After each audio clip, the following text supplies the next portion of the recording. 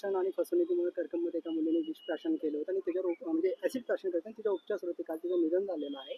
तर नेमकी वास्तवता काय आहे आणि आरोपीविरुद्ध गुन्हा दाखल करण्यात आलेला असेल तर तो काय आहे नेमका? हो. ह्या प्रकारामध्ये गुन्हा त्या क्षणीच दाखल होता ज्या क्षणी तिने ते ऍसिड प्राशन केलेलं. त्या अन्वये तिची तब्येत खराब असल्यामुळे त्याला ऍडमिट केलेलं.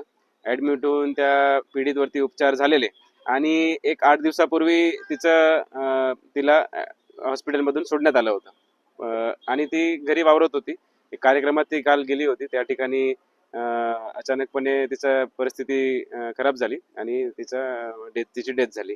त्याच्यानंतर त्याच्याच अनुषंगाने काल सायंकाळीच रात्री पोस्टमॉर्टम करण्यात आलेला आहे. इन्क्वेस्ट पंचनामाही करण्यात आलेला आहे आणि जो गुन्हा आधी दाखल होता त्यामध्ये कलम वाढ सुद्धा करण्यात आलेली आहे. 108 ऑफ भारतीय न्याय संहिता कलम वाढ सुद्धा त्यात करण्यात आलेली आहे आणि त्याच्यात पुढील तपास चालू आहे.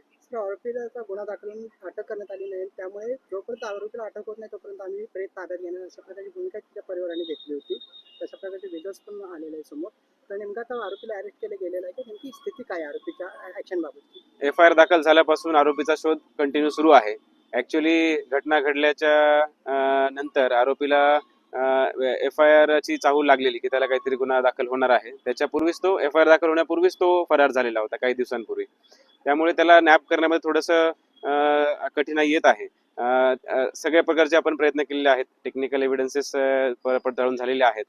त्याच पद्धतीने त्याच्यावरती प्रोक्लेमेशनची जी कारवाई आहे ती सुद्धा करण्यात आलेली आहे. प्रोक्लेमेशनची एंड डेट 4 जून 2026 आहे. ते प्रोक्लेमेशनचे कालावधी संपल्यानंतर त्याचे जे काही ॲसेट्स आहेत, प्रॉपर्टी असेल ते सुद्धा जप्त करण्याची तरतूद त्याच्यामध्ये आहे आणि ती कारवाई आम्ही नक्कीच करणार आहोत. तत्पूर्वी टेक्निकल एव्हिडन्स आहे आणि वरिष्ठ स्तरावरती काही परवानगी घेऊन ॲडव्हान्स टेक्निकल इन्फॉर्मेशन जी गव्हर्नमेंट ऑफ इंडियाकडे आहे त्याच्यासाठी सुद्धा माहिती तिथून पण येण्याचा प्रस्ताव पाठवलेला आहे. ती माहिती आता 1-2 दिवसात मिळेलच. त्या अनुषंगाने आरोपीचा तपास सुरू आहे आणि लवकरच त्याला नॅप करण्यामध्ये आम्ही प्रयत्नशील आहोत.